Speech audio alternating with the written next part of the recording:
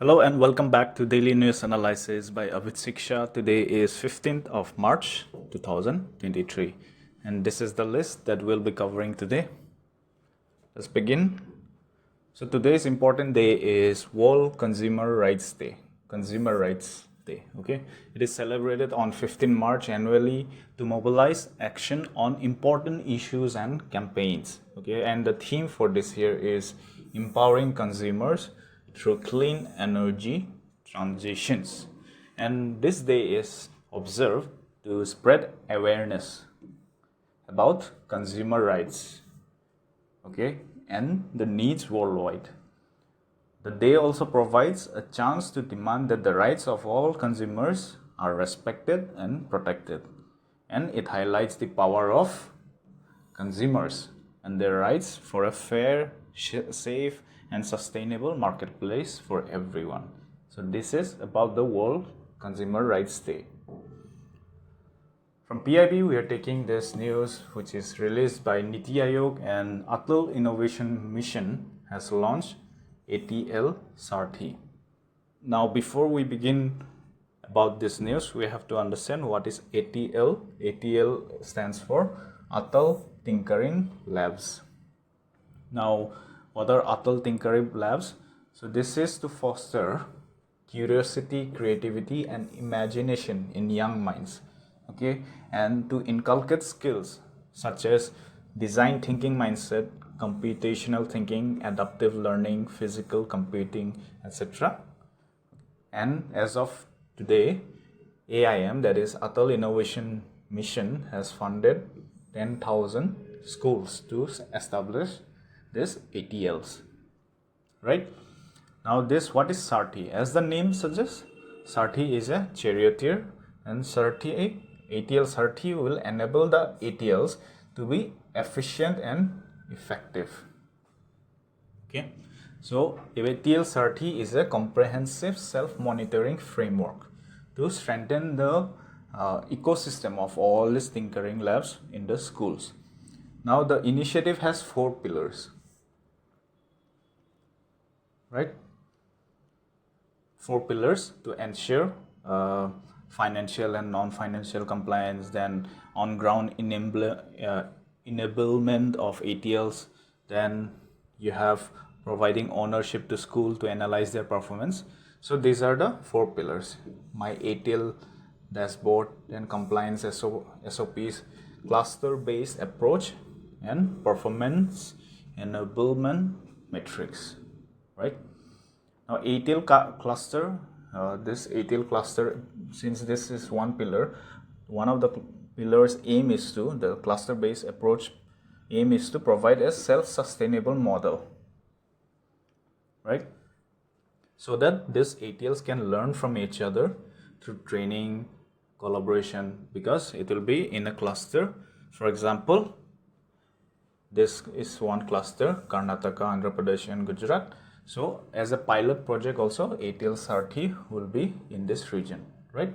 So when these 3 states are in cluster, so that they will work in tandem on ground, and they will learn from each other. That is why this cluster base is one of the important features or important pillars of ATL Sarthi. Alright, now Atal Innovation Mission in short is to foster millions of young innovators in India, right, and to improve their performance. So ultimate goal of ATLs or Atal Innovation Mission is to create young innovators so that we reach the self-sustainability in our anything, in our innovations, in our businesses, right? Now from Ministry of Rural Development, AWAS Plus scheme. Now we know AWAS, which is also under the PRADHAN AWAS YOJANA Gramin PMAGY, that was from 2016. So this scheme was providing assistance to rural households, right, and to enabling them to construct pakka houses with basic amenities by 2024. Now, AWAS was the scheme for housing for all, as the name suggests, AWAS. Now, the government has conducted AWAS Plus survey during this 2018 to 2019 to identify beneficiaries which claim to have been left out, right? And this data of beneficiaries captured through AWAS Plus is being utilized to fill the gaps between overall target. This was the overall target of 2.9 crore and made the beneficiaries eligible, okay, from the waiting list. Now, based on the recommendation of the committee, AWAS Plus data, a target of 85.67 lakh houses has been allocated from AWAS Plus data, okay, and this many houses alone were allocated to the state of Jharkhand. So that was AWAS Plus, which is just an extension of PM AWAS YOJANA Gramin. From Ministry of Fisheries, Animal Husbandry and Dairying, the establishment of breed multiplication farm, right, preferably on indigenous breeds, has been promoted under Rashtriya Gokul mission. Now, what is Rashtriya Gokul mission? This was established, this mission or scheme was established in 2024 for development and conservation of indigenous bovine breeds. Bovine means, what do you understand by bovine? Like cows, bulls, etc. Okay. So this scheme is very important in enhancing milk production and productivity of bovines to meet growing demand of milk and milk dairying, right? Now, the RGM will result in enhanced productivity, as mentioned from the previous point of the program, and it will percolate to all cattle and buffaloes of India, especially with small and marginal farmers. Now, this program also benefits women in particular, since 70% of work involved in livestock farming in India is undertaken by women. Okay. Now, this establishment of breed multiplication farm, it will have, it will provide financial support to entrepreneurs to set up and develop dairying farming. So this, under the RGM, this breed multiplication farm will be, the entrepreneurs who are planning to establish will have capital subsidy up to 50%. Okay, those who are individual SHGs, FCO, FPO, JLGs and Section 8 companies. Now, entrepreneurs assisted under the establishment of breed multiplication farm also are eligible for interest subvention under the Animal Husbandry Infrastructure Development Fund. Okay. In the next news, Ministry of Defense. So this president's color has been given to INS DRONACHARYA. INS DRONACHARYA, the gunnery school of Indian Navy, has been awarded the prestigious President's Color, which will be given on 16 March, that is tomorrow, by the Honorable President of India, Ms. Srimati Draupadi Murmu. And this President Colors, or the Nishan, is the highest honor that the Supreme Commander, our President, bestows on a unit of Indian military services, right?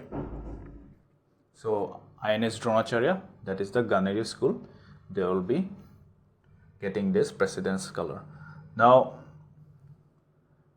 this ceremonial, there will be a ceremonial parade for the Presidential Colors, which will be held tomorrow, and this is to uplift, or this is to, give the recognition to any unit of the Indian military services. That could include the Army, the Air Forces, the Navy, Coast Guards, etc. Okay. INS DRONACHARYA was designated as the Center for Excellence in Gunnery and missile warfare in 2004. So this is not the first time they're being designated some award, but this time they're getting the highest award. Ministry of Defense, again, this Bol KURUKSHETRA. This is joint military exercises between the Singaporean Army and Indian Army. This time it was the 13th edition, right? And it was held from 6 to 13 March, has just been concluded. We have already discussed about this. Then Ministry of New and Renewable Energy has signed agreements with Australia, Finland, Germany and UAE for promotion of bilateral cooperation in renewable energy. Okay, so since 2022, the Ministry of New and Renewable Energy has signed the following memorandums. Okay, you can read here. See, with Government of Australia on 14 Feb 2022, then with Republic of Finland on 29th April 2022, then with Germany on 2nd May, then again with Germany on 2nd May. This is two signings with Germany, and then there is with UAE on January 2023. Okay. Ministry of Social Justice and Empowerment, the scheme of PRADHAN MANTRI ADARSH Gram Yojana. So this scheme, which is now being implemented as ADARSH Gram, is the component of the scheme PRADHAN MANTRI Anusuchit Jati Abhyuday Yojana. Okay, and this has been designed as an area-based approach, wherein the villages having high density of scheduled castes (SCs) are taken up for a holistic development. Okay. Now, in order to cater to more SC population, the selection criteria for these villages has been recently revised under this. So previously it was, if a village had 50%, more than 50% SC population, they will be considered, but now it is more than 40%. If any village has more than 40% of SC population, then ADARSH Gram, which is the component of this, will be considered for the holistic development. Now, ADARSH Gram, what does it have under it? It also has components. One is grants in aid and hostel. So under this, central assistance is available for livelihood projects, skill development and infrastructure, including hostels for SCs. Okay. Now, rooftop solar scheme. Now, according to the news, this many megawatt capacity has been allocated to states, and 4.3 lakh people have been benefited from the program, as mentioned by the Minister of New and Renewable Energy. All right. Now, rooftop solar scheme was initiated by Government of India to promote solar rooftop usage in the country, and the central government, through the scheme, it encourages use of renewable energy and provided subsidies on solar rooftop installations. And this is also to promote the grid connected SPG, all those rooftop with small power generating plants among the residential community, institution, industrial and commercial establishment. So this is rooftop solar scheme was to mitigate the dependence on fossil fuel, right, and encourage environment friendly solar electricity generation. And this also creates an enabling environment for investment in solar energy sector by the private sector, state government and also individuals. Okay. Now, Ministry of Social Justice and Empowerment, they have released these schemes for old age people. So this Department of Social Justice and Empowerment is implementing integrated program for senior citizens, which is IPSRC, and this will be a component of Atal Bhavo Abhidhya Yojana. Alright, now let's understand this a bit. So under the Ministry of Rural Development, there is a scheme called Indira Gandhi National Old Age Pension Scheme, right, under which old age person from 60 to 79 years belonging to BPL families are provided this much, rupees 200 per month as pension. Now the pension has been increased to 500 on the month on attaining age of 80 years. Okay, so all these schemes, previously whatever schemes we had, like this Rashtriya YOJANA, there are some benefits here, like provide assisted living free of cost to BPL senior citizens or senior citizens with monthly income up to rupees 15,000, right? And there is this elder line, which is National Helpline for Senior Citizens. This is a toll-free number. So all these schemes, along with this IGNO apps, then you have National Program for Healthcare of Elderly, all will be integrated together so that the functioning of or taking care of our senior citizens is much smoother and efficient. All right, so you can go through this for National Program for Health Care of Elderly by Ministry of Health and Family Welfare. Then first of its kind, SCO, International Conference on Shared Buddhist Heritage. We have briefly touched this topic in the previous DNCs also, right? So this is the first of a kind SCO, International Conference on Shared Buddhist Heritage, right? And this is under India's leadership of SCO. Not only G20, but India is also this year the leader or the president of SCO. So this brings all the Central Asian, East Asian, South Asian and Arab countries on a common platform to discuss shared Buddhist heritage, right?